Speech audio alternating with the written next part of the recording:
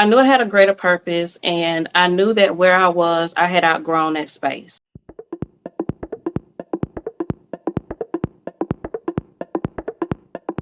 As an esthetician, we offer health and wellness and beauty services. So, facial, skin and body treatments in general, waxing, full body waxing services, hand and foot treatments that doesn't include like actually doing a pedicure, but if your feet and your actual hands, the skin of your hands and feet need treatment, we do those as well. So basically, we touch you from head to toe as far as beauty services that doesn't Okay. involve hairstyling or cutting your nails or painting your nails. Everything else we do. And you recently walked away from a job. It's such a fear that goes into that because a lot of us have been conditioned to say, I need a 9 to 5, I have to work. And just to Mhm. take that leap of faith and walk away, what was going through your mind when you decided to take that leap and say, you know what, I want to go full on with entrepreneurship? Unfortunately, a lot of us tend to have to resort to working on our own because of, discrimination in any sector of the workforce. We also face those same things in the beauty industry. So a lot of us actually do start our own businesses because of limited opportunities. Um, and typically because of our race, especially being an esthetician, a lot of estheticians work either in a spa or they work in a medical office. And a lot of doctors don't hire estheticians that are black. And if you don't believe me, you can always Google it. Google medical esthetician or Google esthetician at a medical office and tell me how many people that are black you see on staff that is actually esthetician and not a receptionist. Me leaving my job, I left it because I just knew I had a greater purpose. I knew I had a greater purpose, and I knew that where I was, I had outgrown that space. And I already had this salon space that I'm in right now.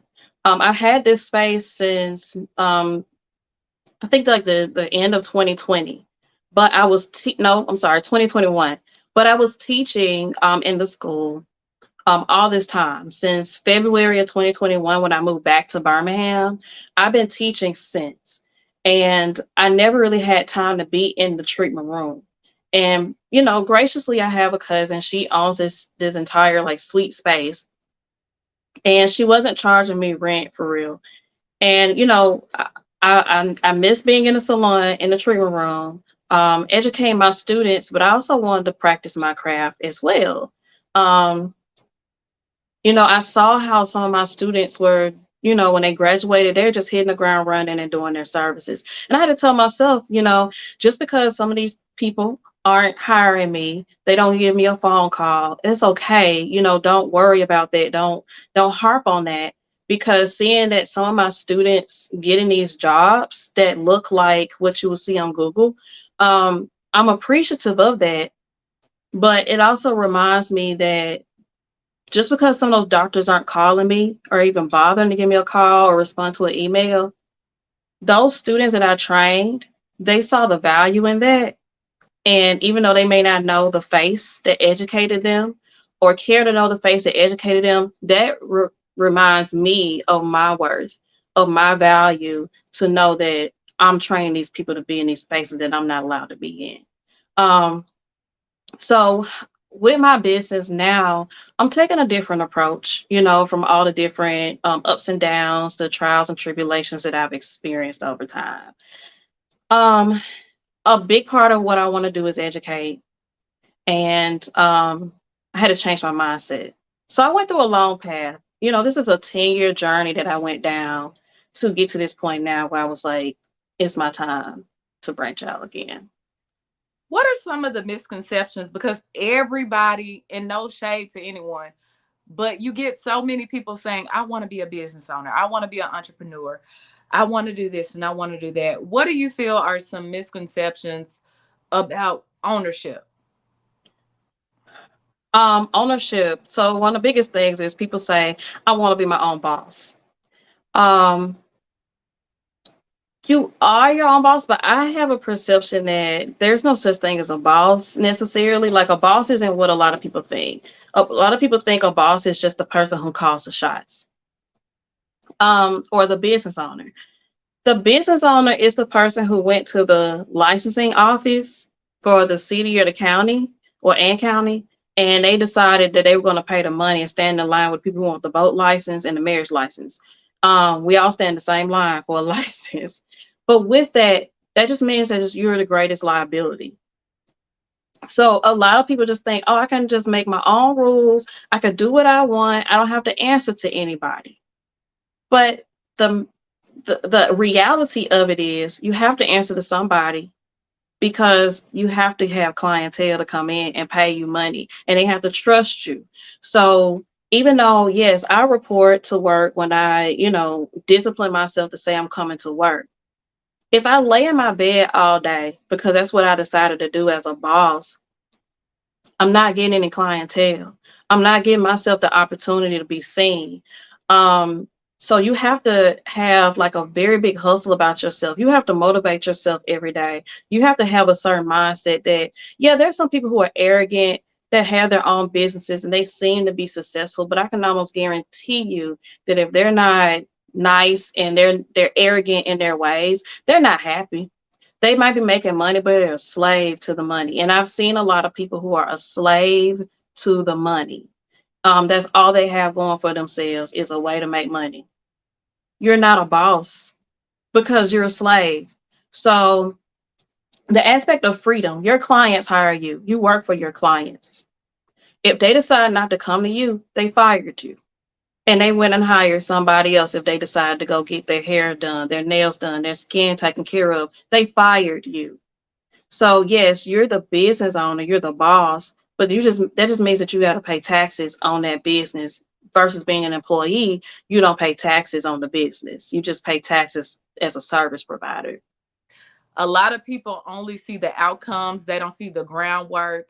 Let's talk consistency business and some of the challenges as well as some of the successes you've had because of consistency.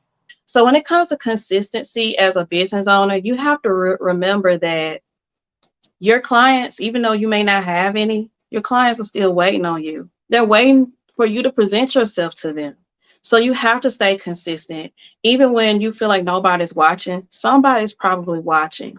And even if it's not as many people watching, staying consistent so that you teach yourself certain things too. It's not just about, oh, how many people see me or how fast am I going to get this money? What impact are you making? When nobody's watching, what are you reporting to yourself to do every day? When you work for yourself, you are your own employee. So having that consistency so that you can develop a system that makes sense for you. And also keep in mind that you are still your employee. So what do you expect out of yourself as an employee of yourself so that once you get to that level where you have employees, you will have these systems in place where people will feel secure in their employment and your leadership with them. How do you balance marketing in a social media driven age of just scrolling as a business Yeah. owner? Um, so some of the things I've done is discipline myself with how long I'm going to scroll. Setting a timer sometimes because yeah, time moves so fast and we don't always realize how fast time moves. And the aspect that time is transactional, like you exchange your time for your life and you can't get them back. There's no refund for that time in your life. So when you consider the fact that if you're just sitting there mindless scrolling and you're de-stressing, be very try to be as aware as possible about what does de-stressing look like for you. Do you need to be scrolling on social media? Um, if you are the kind of person like me, time can get away from me so fast. So create those agendas works for me. And that's something that I learned, especially when I was in grad school, was you have this paper that's due and you have these books to read. So I started putting some of those things in practice then. Also, if I'm going to be on social media, I try to be as intentional as possible. So even though I might be scrolling like mindlessly, per se, I'm still trying to get inspiration My brain is always moving. And that's something that a lot of business owners will tell you is that their brains never stop.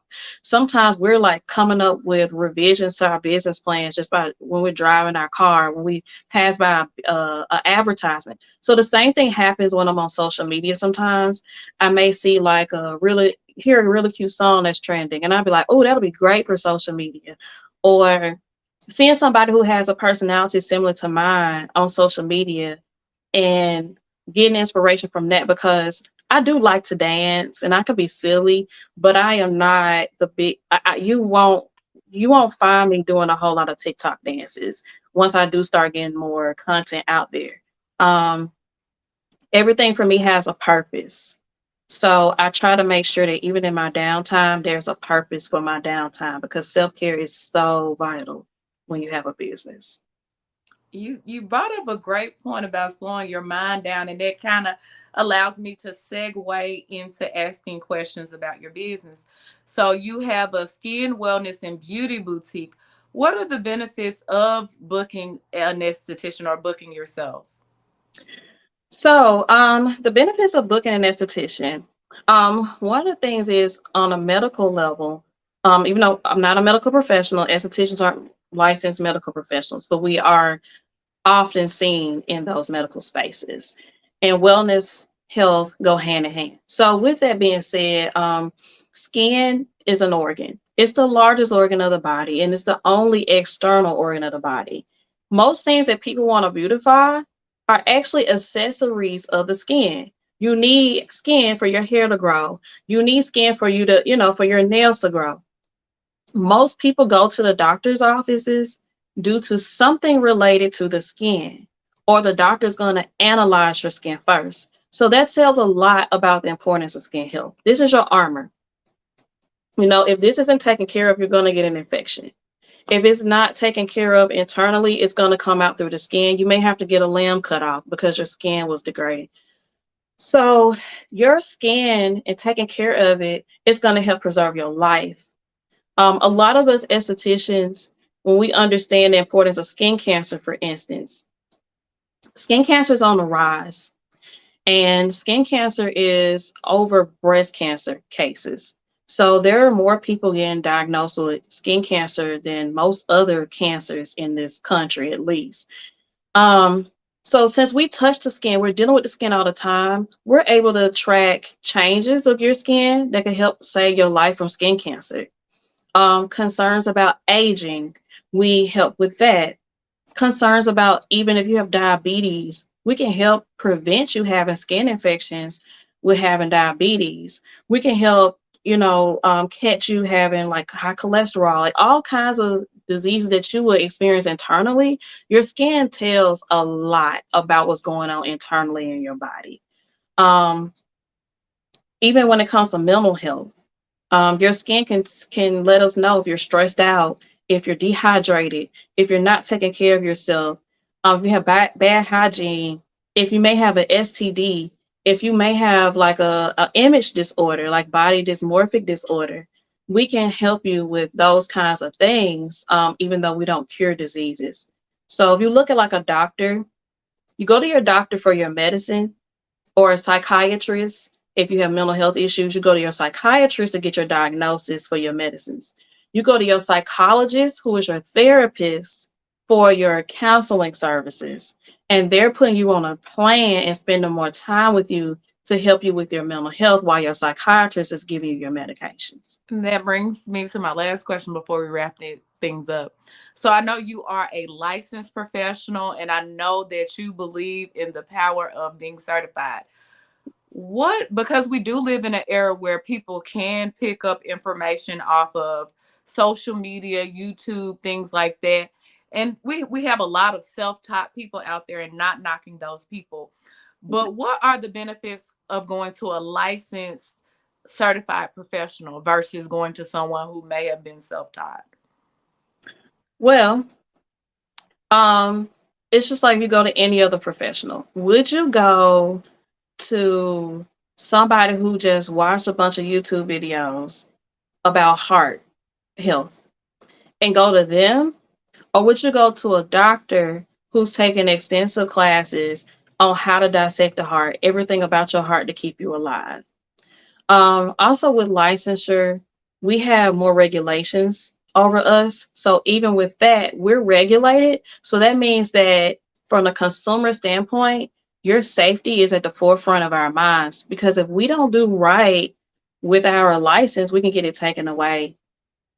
If I put you in a position where you may develop a skin infection and you go to the hospital, you can sue me for that. I don't want to get my license taken away. If you die because I did something, for instance, if you were on blood thinners and you ended up getting some kind of service like a dermaplane, and I cut you very severely and you bleed out on my table, you could die because I don't know how to stop your bleeding, especially if you're on blood thinners. They're designed so that you don't have a clot, and a clot stops the bleeding. So, with that, if you die, that's manslaughter. When you have somebody who's not licensed, there's a greater risk. We learn so much about the body. As an instructor or educator, I have to teach students about biology, chemistry, cosmetic chemistry, infection control, public health, business practices, ethics, policies, and laws. There's so much that goes into being an esthetician or a cosmetologist in general that a lot of people don't realize. There's a lot of stuff that we learn that doctors will never learn unless they take continued education. So they should come to you because you've been properly educated on what needs to be done and also avoiding infection because Yes. everybody doesn't know how to properly sanitize. If you haven't been taught, and also you may be learning, if you're learning off of YouTube, what I learned from someone on YouTube was you may be learning certain methods improperly. So if the person you're learning from is doing certain things wrong and you haven't been properly educated on the guidelines of how to do these things, you may be doing them wrong. And also soothing. So you need like relaxation. Even your atmosphere looks very relaxing. Thank you. Yes, and that's the aspect too about estheticians. That's like sometimes a stigma that we're like the bougie people. And sometimes it's a hindrance, but it also is like it brings us another level of pride too, because there's a level of expectation as an esthetician.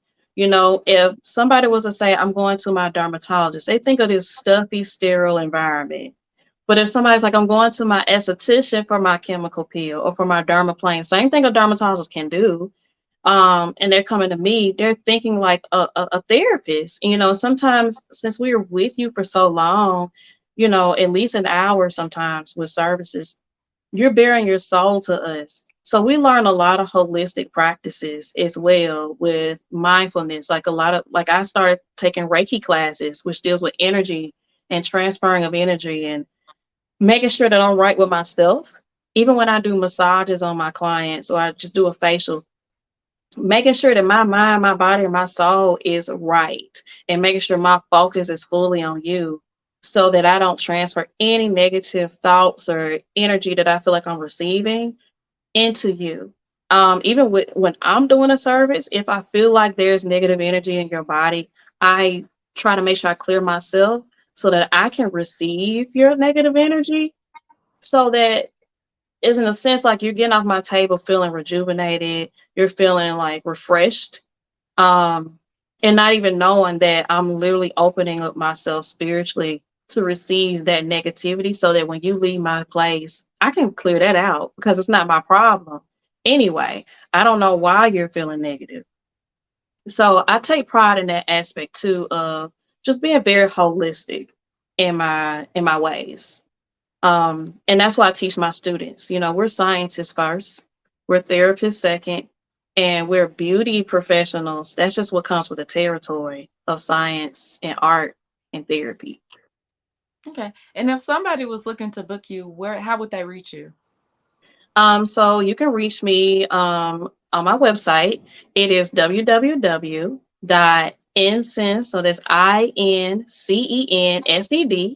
skinwellness.com. You can also find me on Facebook. You can find me, Shantricia, licensed esthetician, on Facebook, or you can just go to my Incensed Skin Wellness page on Facebook, Instagram, even on TikTok. And you can just send me a message. But the easiest way to book is going to my website,